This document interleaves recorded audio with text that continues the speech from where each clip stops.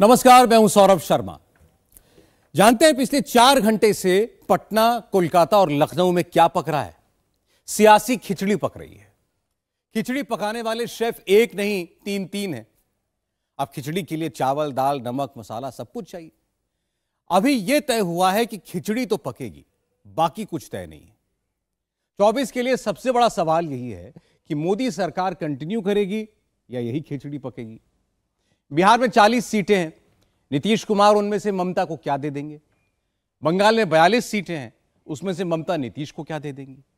इसी तरह यूपी में 80 लोकसभा सीटें हैं, अखिलेश यादव वहां नीतीश और ममता को क्या दे देंगे?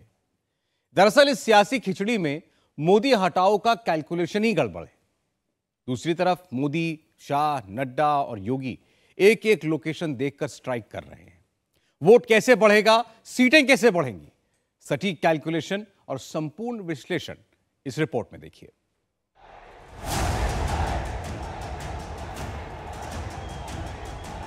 प्रधानमंत्री नरेंद्र मोदी के दिमाग में क्या चल रहा है?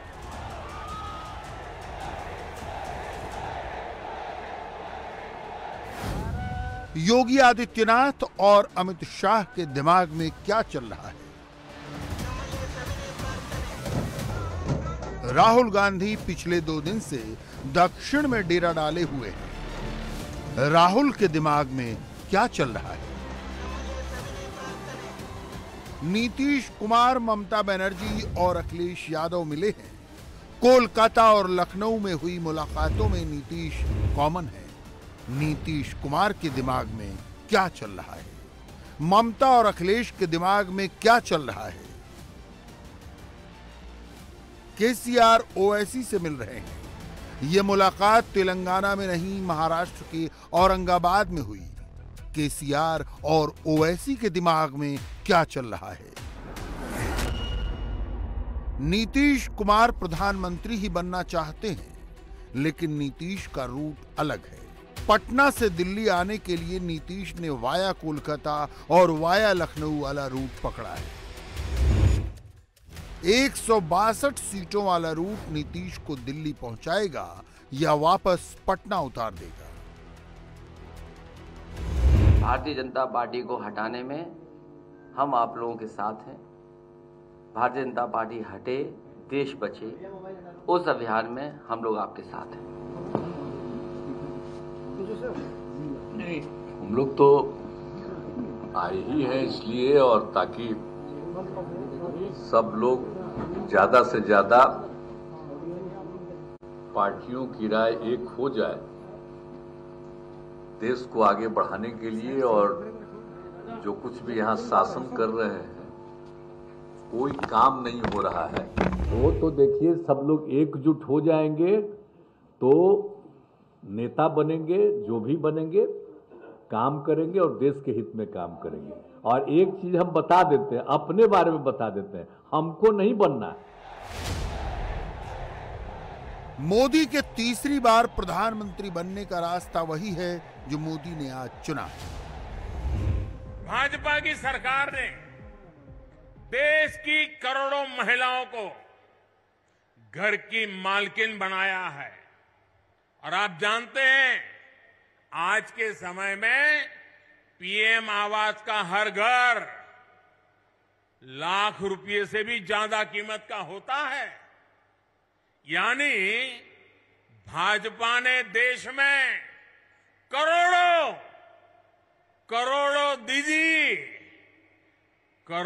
दीदी को लखपति दीदी बनाया है।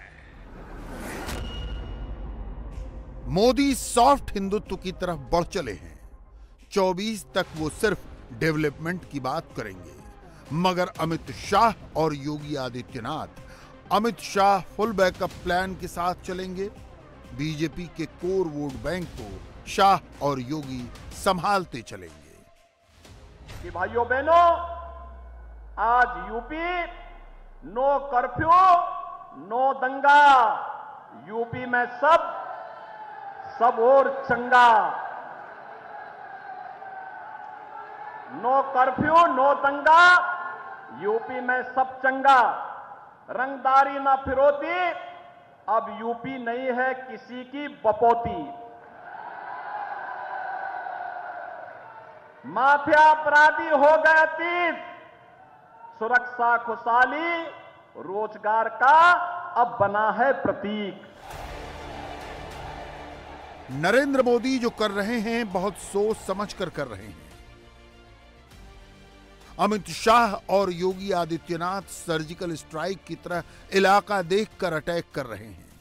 कहीं चुनने का सवाल ही नहीं, जनता भारतीय जनता पार्टी को चुनने जा रही है।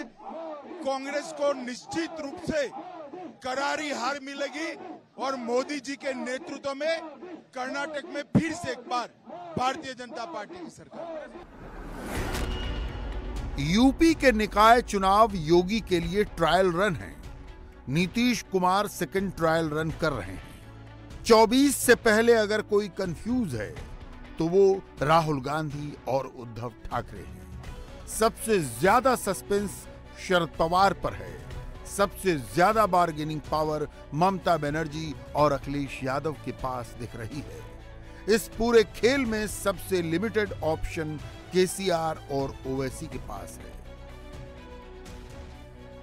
केसीआर ओवैसी को छोड़ नहीं सकते, मगर ओवैसी पर कोई भरोसा नहीं करता। आज की तारीख में विपक्ष की कोई पार्टी ओवैसी को चिमटे से भी छूने में डरती है। ओवैसी के साथ एक तस्वीर खिंच जाने से हिंदू वोट खिसक जाने का खतरा रहता है। मुस्लिम वोट के बारे में तो खुद ओवैसी को भी कुछ नहीं मालूम। इब्तदाई इश्क है, देखिए आगे होता है क्या। अभी बहुत से लंबे फासले हैं, हुनूस दिल्ली दूरस्थ है। अभी एक कहाँ हो रहे हैं, एक कहाँ हो रहे हैं, कौन कह रहा है एक हो रहे हैं? मुलाकात हो रही है। हाँ, मुलाकात हो रही है, चाय पीएंगे, बिस्किट खाएंगे, समोसा खाएंगे, घर जाके सो जाएंगे, और क्या होगा। उनको मेरी सच्चाई से नफरत है। और सच्चाई क्या है? नीतीश कुमार कितनी मर्तबा बीजेपी से मुख्यमंत्री बने, कितने मर्तबा छोड़े। नीतीश कुमार जो दिल्ली के लिए ट्राई कर रहे हैं, वो यूपी में पहले ट्राई हो चुका है। एक बार नहीं, दो बार हो चुका है और दोनों बार बुरी तरह फेल भी हो चुका है। तो 24 में नया क्या होने वाला है?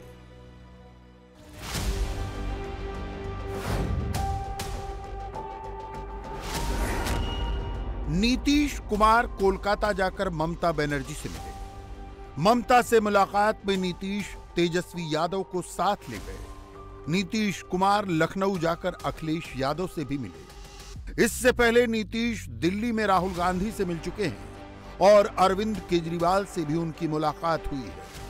ममता बनर्जी अखिलेश से मिल चुकी है। शरद पवार के साथ भी ममता की बात हुई है। यूपी में अरविंद केजरीवाल का अखिलेश यादव के साथ अलायंस है। केजरीवाल और अखिलेश यादव तेलंगाना के सीएम केसीआर की रैली में शामिल हो चुके हैं। केसीआर महाराष्ट्र के औरंगाबाद जा रहे हैं, जहां ओवैसी का सांसद है। केजरीवाल मुंबई जाकर उद्धव ठाकरे से मिले और शरद पवार की मुलाकात राहुल गांधी से हो चुकी है। स्टालिन का राहुल गांधी से अलायंस है और उनकी मुलाकात लेफ्ट के पिनराई विजयन से भी हो रही है।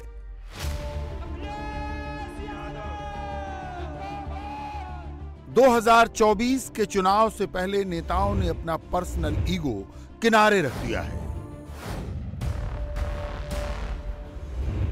नरेंद्र मोदी के जितने सियासी दुश्मन हैं, उनकी मीटिंग की सेटिंग अलग है। जैसे नीतीश कुमार आज उन नेताओं से मिल रहे हैं जिनकी राहुल गांधी से डायरेक्ट मुलाकात न हुई है, न होने वाली है। सवाल है कि मंडल वाली पार्टियों की गोलबंदी राहुल गांधी को प्रधानमंत्री बनाने के लिए है या अपने लिए है।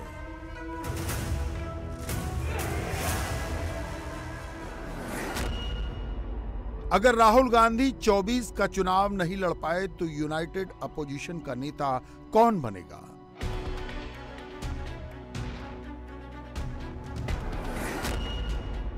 जात गिनने और 50% रिजर्वेशन की सीलिंग तोड़ने की बात करके क्या राहुल गांधी पिछड़ों के नेता बन जाएंगे?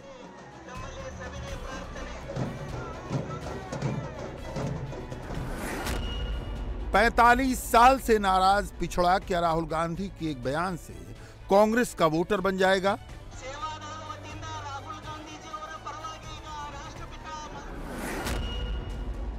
अगर राहुल प्रधानमंत्री के योग्य नहीं हुए तो क्या नीतीश या ममता का नंबर आ सकता है?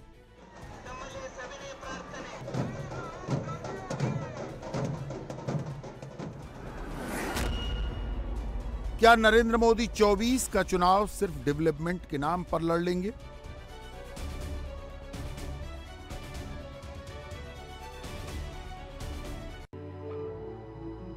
तेईस में खुल्लम खुल्ला 24 की बात हो रही है। हिंदुस्तान के सियासी अखाड़े के सभी बड़े पहलवान खुलकर 24-24 कर रहे हैं। राहुल भी 24 की बात कर रहे हैं। ओवैसी भी 24 गुनगुना रहे हैं। अमित शाह, नीतीश कुमार और ममता बनर्जी भी 24-24 ही कह रहे हैं।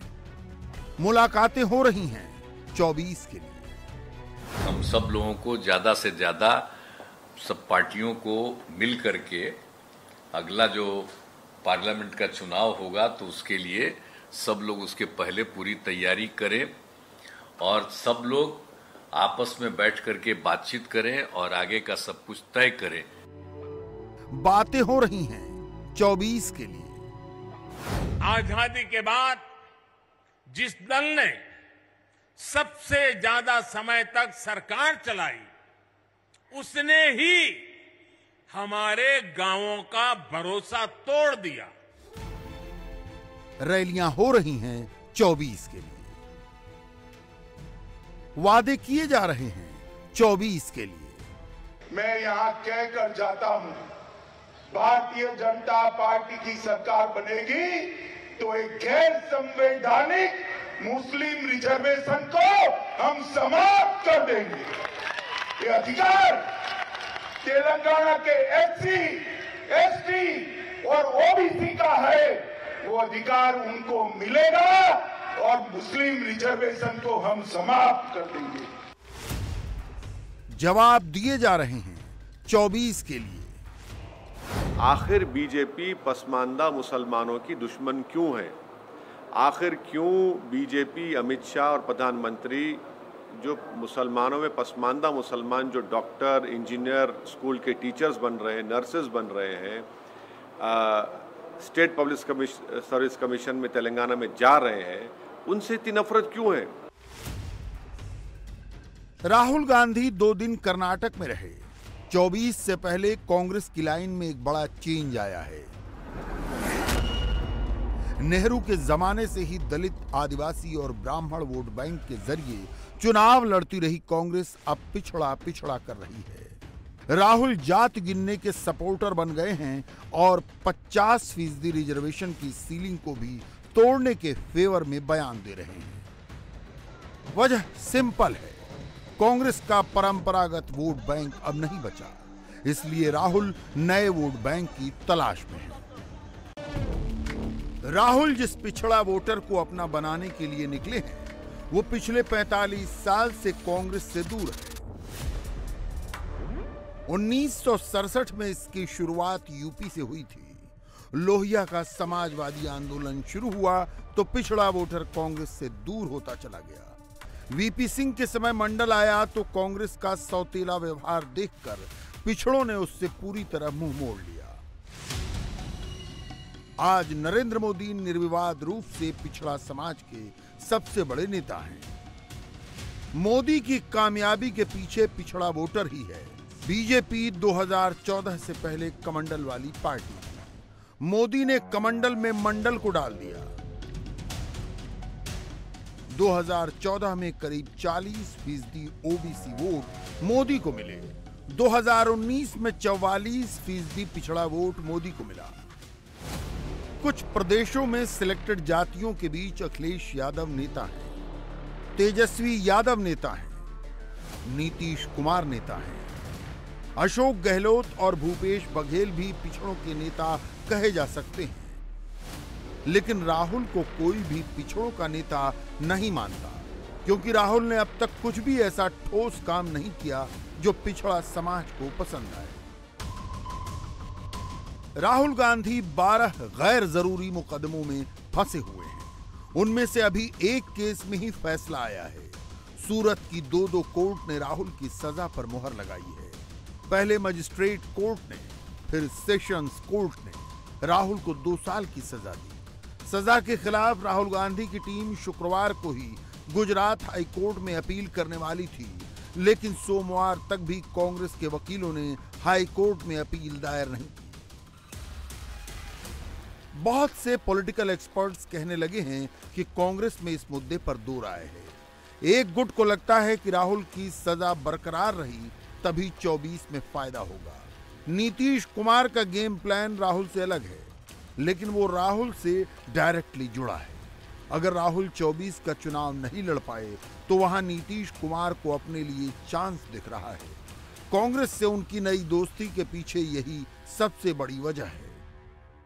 देश का पुराना इतिहास है और आजादी की लड़ाई है, तो उन सब चीजों को नई पीढ़ी तक सब दिन के लिए लोगों को रहना चाहिए। तब ये लोग पता नहीं इतिहास को बदल देंगे, क्या करेंगे, तो सब लोगों को अलर्ट होना है। इसलिए हम लोग सब लोगों से बातचीत, और आज बहुत अच्छी बातचीत हुई है, और फिर इसके आगे आवश्यकता अनुसार जब होगा तो हम लोग सब एक साथ और अन्य पार्टियों को सबको एक साथ करके और बैठ करके बातचीत भी करेंगे और आगे के बारे में तय करेंगे। ममता बनर्जी भी इसी लाइन पर सोच रही हैं और अखिलेश के दिमाग में भी यही लाइन है।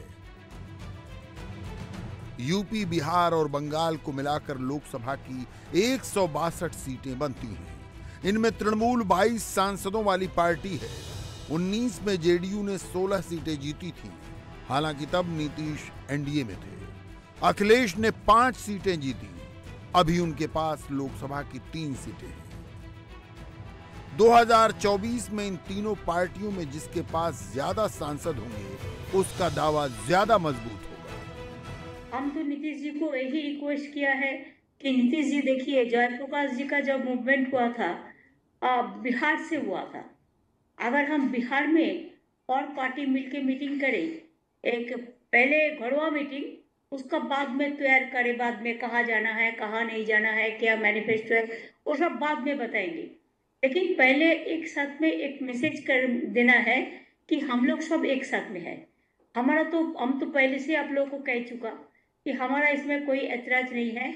हम चाहते हैं बीजेपी 0 बन जाए, बहुत बड़ा हीरो बन गया, कोई कुछ नहीं करके मीडिया का सपोर्ट में और नैरेटिव बना के, खाली झूठा बात करके, फेक वीडियो बना के और फेक बात करके और गुंडा गद्दारी करके, ऐसा नहीं चल सकता है। ममता बनर्जी ने पटना में संयुक्त विपक्ष का सम्मेलन बुलाने का सुझाव देकर गेंद फिर से नीतीश कुमार के पाले में डाल दी है। नीतीश अभी तक कोई फैसला लेने की स्थिति में नहीं है, क्योंकि उनको तेजस्वी यादव को भी देखना है, राहुल को भी देखना है, ममता बनर्जी और अखिलेश यादव को भी देखना है। एक भी समीकरण बिगड़ा तो समझिए 24 वाली खिचड़ी खराब हो जाएगी। 24 से पहले अखिलेश को यूपी में निकाय चुनावों वाला टेस्ट पास करना है। वैसे योगी ने इतना तो कर दिया है कि सपा को ही नंबर 2 पार्टी बना दिया है। यूपी में अब 4 कोण की नहीं, बीजेपी और सपा की डायरेक्ट लड़ाई है। यही अखिलेश की सबसे बड़ी परेशानी है। वोट बंटते हैं तो अखिलेश के कैंडिडेट जीतने का चांस बढ़ता है। सीधी लड़ाई में बीजेपी 21 साबित हो रही है।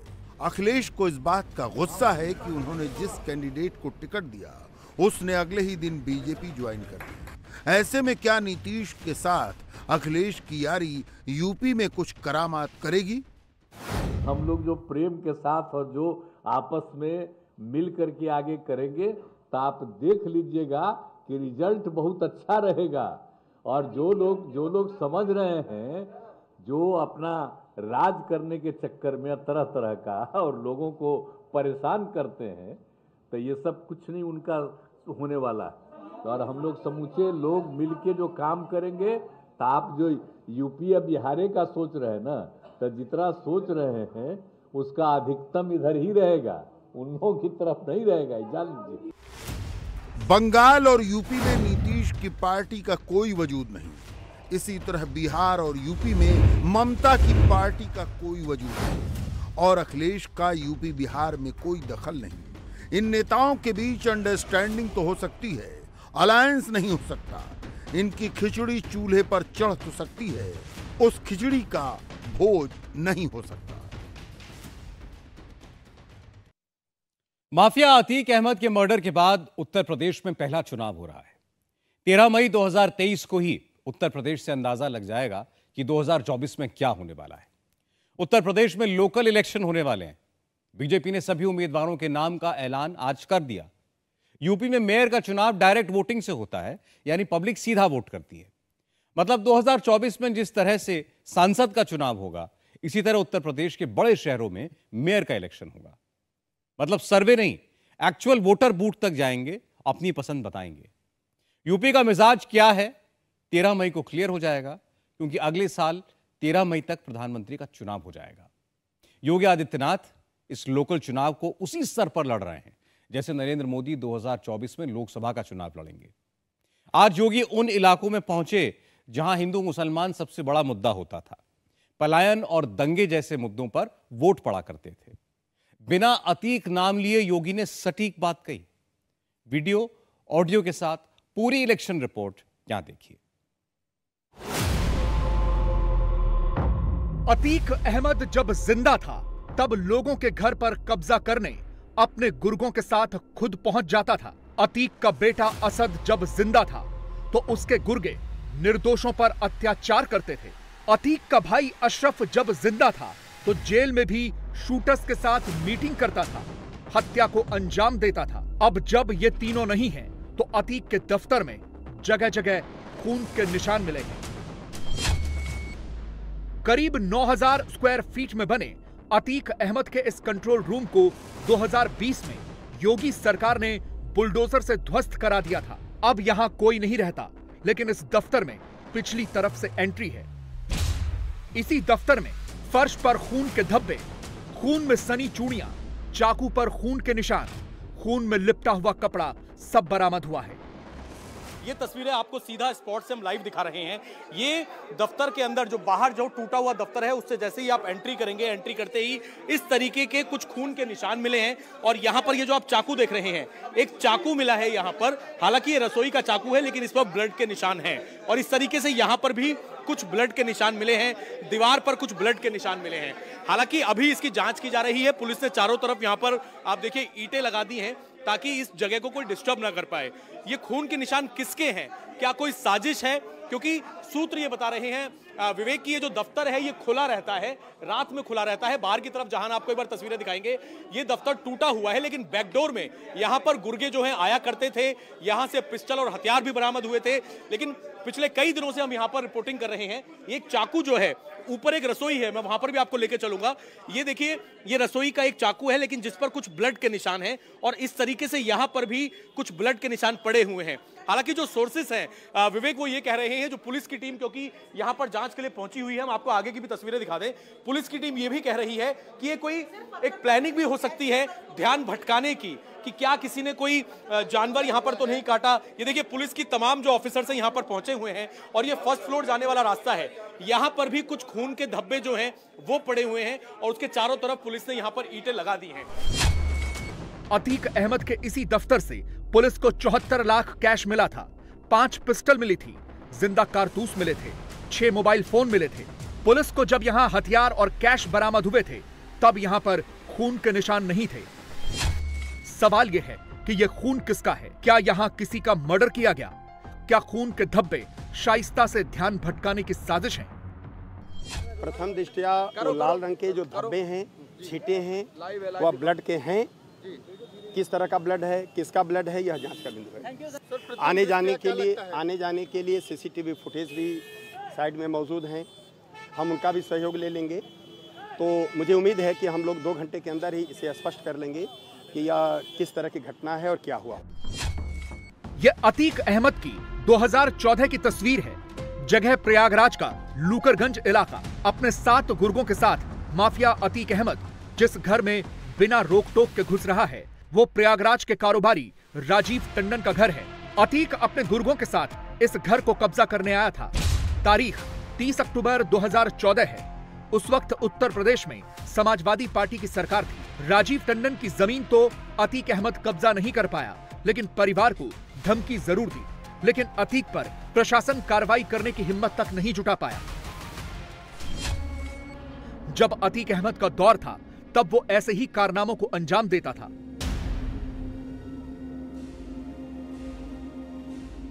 लेकिन 2017 के बाद उत्तर प्रदेश में परिस्थिति बदल गई। योगी आदित्यनाथ खुले मंच से दावा करते हैं कि अब यूपी में माफिया अतीत हो गए हैं। भाइयों बहनों, आज यूपी नो कर्फ्यू, नो दंगा। यूपी में सब और चंगा। नो कर्फ्यू, नो दंगा, यूपी में सब चंगा। रंगदारी ना फिरौती, अब यूपी नहीं है किसी की बपौती। माफिया अपराधी हो गए अतीत, सुरक्षा खुशहाली रोजगार का अब बना है प्रतीक। और इसलिए भाइयों बहनों, अब उत्तर प्रदेश कर्फ्यू नहीं, कावड़ यात्रा की तैयारी के लिए उत्साह के साथ आगे बढ़ता है। अब उपद्रव नहीं, उत्साह हमारी पहचान है। अब माफिया नहीं, महोत्सव हमारी पहचान है।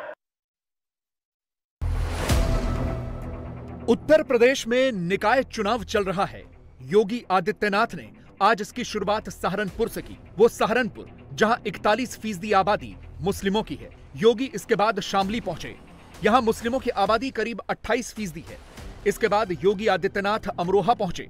अमरोहा में भी 40% मुसलमान आबादी है। योगी आदित्यनाथ ने सहारनपुर की रैली से कैराना का जिक्र किया। कैराना को लेकर योगी आदित्यनाथ ने क्या कहा, पहले उसे सुनिए। मैं गया था कैराना में स्वयं। वहां एक 6-7 वर्ष की बेटी मुझसे मैंने पूछा, मैंने कहा बेटी सुरक्षित हो? उसने कहा एकदम सुरक्षित है। मैंने कहा स्कूल जाने में डर तो नहीं लगता? कहा डर कैसे लगेगा जब हमारे बाबा जो है मुख्यमंत्री हैं। तो सचमुच मुझे बहुत अच्छा लगा।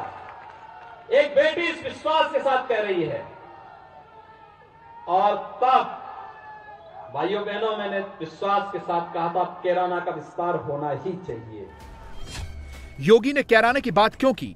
योगी ने उस बच्ची के जरिए सहारनपुर में जुटी भीड़ को क्या समझाने की कोशिश की, उसे भी समझिए। 2016 में कैराना में 346 हिंदू परिवारों के पलायन का मुद्दा गरमाया था। सूबे में उस वक्त अखिलेश यादव की सरकार थी। योगी आदित्यनाथ उस वक्त गोरखपुर से सांसद थे। 2017 के विधानसभा चुनाव में योगी आदित्यनाथ बीजेपी के स्टार प्रचारक थे। कैराना और आसपास के इलाके में योगी ने इस मुद्दे को खूब उठाया था। और जब योगी सीएम बने तो उनका एक ही मिशन था, क्राइम के प्रति जीरो टॉलरेंस की नीति। योगी ने आज सहारनपुर में जो कहा, यूपी सरकार कानून व्यवस्था को लेकर जो दावे करती है, उस 6 साल ने योगी आदित्यनाथ से जो भाव बयान किए वो कैसे हुआ, उसे ग्राउंड पर योगी ने कैसे उतारा, उसे भी समझिए। मार्च 2017 में मुझे प्रदेश के मुख्यमंत्री के रूप में काम करने का अवसर प्राप्त हुआ। उत्तर प्रदेश में काम करने का मतलब सबसे बड़ी चुनौती तो थी कि यहाँ पे माफिया राज पैरेलल थी। बेटियां सुरक्षित नहीं थी। हर तीसरे दिन दंगे होते थे। और मैंने प्रधानमंत्री जी के सामने भी इस बात को रखा। उन्होंने पूछा कैसे कैसे काम कर रहे हैं, मैंने बताया तो उन्होंने कहा एक और जनता के मन में विश्वास का माध्यम बन सकता है, वह है पुलिस का फुट पेट्रोलिंग। जब पब्लिक के मन में विश्वास बढ़ेगा और पुलिस और पब्लिक आपस में एक मित्रवत संवाद करेंगे तो सबसे पहली जो चुनौती होगी वह होगी एक अपराधी और माफिया के लिए, वह भयभीत होगा। और फुट पेट्रोलिंग मैंने प्रदेश के अंदर लागू की। हर सीनियर अधिकारी से लेकर के एक सिपाही तक हर एक क्षेत्र में फुट पेट्रोलिंग का हिस्सा बना है। आज परिणाम है उत्तर प्रदेश की कानून व्यवस्था अपनी एक सबसे बेहतरीन स्थिति में आज के दिन पर है। 2017 के बाद योगी के सामने सबसे बड़ी चुनौती थी यूपी से माफिया तंत्र को उखाड़ फेंकना। योगी ने इसके लिए पुलिस पर लोगों का विश्वास कैसे बढ़े, उस पर काम करना शुरू किया। पुलिस की पेट्रोलिंग बढ़ी। नतीजे को इन 2 तस्वीरों से समझने की कोशिश करिए। 2014 में अतीक अहमद ने प्रयागराज में एक व्यापारी का घर कब्जा करने की कोशिश की। व्यापारी राजीव टंडन ने अतीक अहमद के खिलाफ पुलिस में एफआईआर दर्ज करवाने की कोशिश की। पुलिस ने डांट कर भगा दिया। ये दूसरी तस्वीर 2017 की है। उस वक्त सूबे में योगी आदित्यनाथ की सरकार थी। अतीक अहमद ने अपने ही रिश्तेदार जीशान की जमीन कब्जाने की कोशिश की। जीशान ने अतीक के गुर्गों के खिलाफ मोर्चा खोल दिया। पुलिस में शिकायत की। पुलिस ने फौरन एक्शन भी लिया। ये देखिए अतीक अहमद के आदमी अली आसाद खचोली सैफ और ये लड़का, इन लोगों ने देखिए जबरा तोड़ दिया। सब पूरा घर गिरा दिया। देखिए बाकी लोग हटो यहाँ से, हटो। सब वीडियो बनाओ। वीडियो जरूरी है। हाँ। इसे पकड़ रहा है। मर जाओगे तब जब कौन पकड़ेगा? हम मार दे, गोली मार दे। पूरी जमीन हमारी गिरा दी, पूरा घर गिरा दिया हमारा। चिल्लाओगे? शांत रहो। चलो गिरा जमीन कब्जा कर दो। तुम्हारे बाप दादा की बताओ। चलो हटो जाओ सब लोग। वो तो सड़ रहा है, अब सड़बो तुम लोग। अतीक अहमद वो सड़ रहा है। अतीक अहमद वो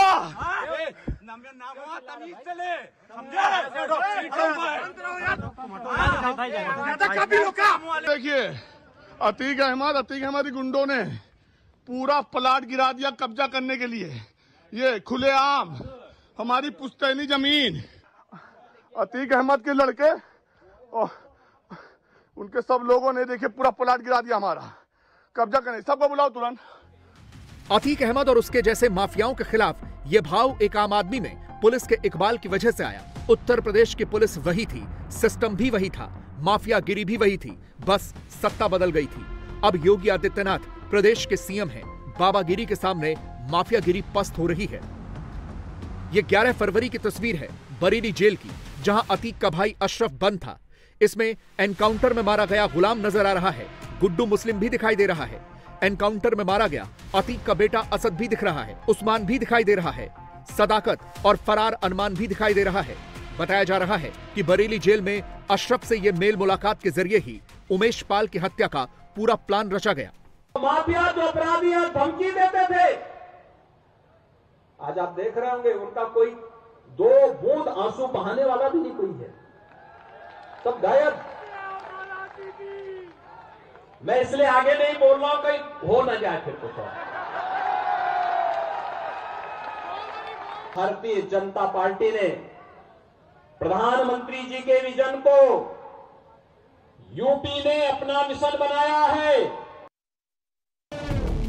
अतीक अहमद और उसका भाई अशरफी खौफ और डर का साम्राज्य नहीं चलाते थे, बल्कि अतीक का बेटा असद भी उसी रास्ते पर था। असद को अतीक छोटा सरदार कहता था। यह असद के लखनऊ के फ्लैट के अंदर का वीडियो है। बताया जा रहा है कि यह वीडियो 2021 का है, जहां असद के गुर्गे एक शख्स को बेल्ट से पीट रहे हैं। वो चिल्ला रहा है, रो रहा है, लेकिन उसको सुनने वाला वहां कोई नहीं है। यह वीडियो असद के मोबाइल से बरामद हुआ है, जिसमें 3 से 4 लोग एक शख्स को पीट रहे हैं। एक तस्वीर में उसके चेहरे पर डॉन लिखा है। इस तस्वीर के अलावा असद के मोबाइल फोन से कुछ तस्वीरें भी मिली हैं। ये तस्वीरें बताती हैं कि असद अपने पिता अतीक के रास्ते पर ही चलना चाहता था। कॉलेज में उसका नाम डॉन था। कॉलेज की फेयरवेल पार्टी में उसने गाल पर डॉन लिखवाया हुआ था। एक दूसरी तस्वीर में असद बैठा हुआ है और उसके पीछे जो बैकग्राउंड दिखाई दे रहा है उस पर लिखा है land of the ultimate gangster. यह असद की चाहत थी। असद पर अतीक के नक्शे कदम पर चलने का ऐसा नशा छाया था कि उसने दिन दहाड़े उमेश पाल की हत्या की, फरार हो गया। पुलिस जब उसे पकड़ना चाहती थी तब पुलिस पर ही फायरिंग कर दी और एनकाउंटर में मारा गया। आज पश्चिमी उत्तर प्रदेश में कर्फ्यू नहीं लगता। आज कावड़ यात्रा निकलती है, कावड़ यात्रा याद है ना। आज कर्फ्यू नहीं, आज दंगा नहीं, आज गुंडा टैक्स नहीं। गुंडा टैक्स वसूली करने वालों की सबकी गर्मी शांत हो गई ना। मैंने कहा था ना विधानसभा चुनाव में,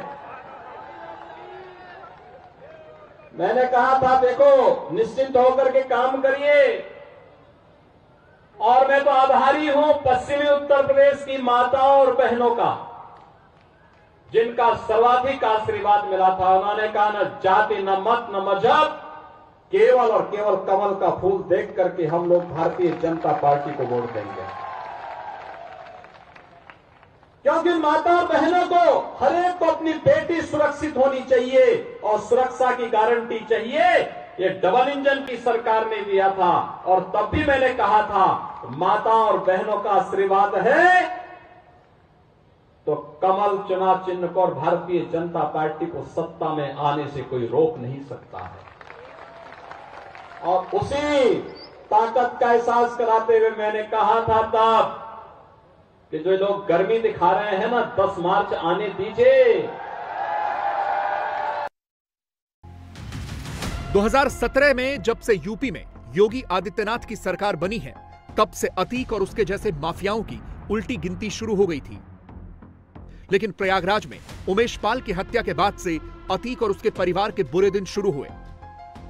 उमेश पाल की हत्या को 2 महीने पूरे हो गए हैं। शाइस्ता अभी भी पुलिस की पकड़ से बाहर है। शाइस्ता की फरारी के दौरान की तस्वीरें भी सामने आई हैं। खबरों के मुताबिक शाइस्ता की तलाशी के दौरान एसटीएफ को सीसीटीवी फुटेज मिली है, जिसमें शाइस्ता किसी से फोन पर बात करती दिखाई दे रही है। उसी सीसीटीवी फुटेज से यह फोटो निकाली गई है। खबर है कि शाइस्ता को पकड़ने के लिए पुलिस इनाम भी बढ़ा सकती है। शाइस्ता पर पहले 25,000 का इनाम था, बाद में इसे बढ़ाकर 50,000 कर दिया गया। खबर है कि अब इसे 1 लाख रुपए किया जा सकता है। उमेश पाल हत्याकांड का बमबाज गुड्डू मुस्लिम भी पुलिस के हाथ नहीं लगा है। वो अपनी लोकेशन लगातार बदल रहा है। उसकी आखिरी लोकेशन छत्तीसगढ़ में मिली है। इस हत्याकांड में शामिल साबिर और अरमान भी फरार हैं। पुलिस इनको पकड़ने की कोशिश कर रही है, लेकिन इन तक पहुंच नहीं पा रही। सवाल यही है कि क्या अतीक का नेटवर्क अभी भी जिंदा है, जो उमेश पाल हत्याकांड में शामिल सभी आरोपियों की मदद कर रहा है।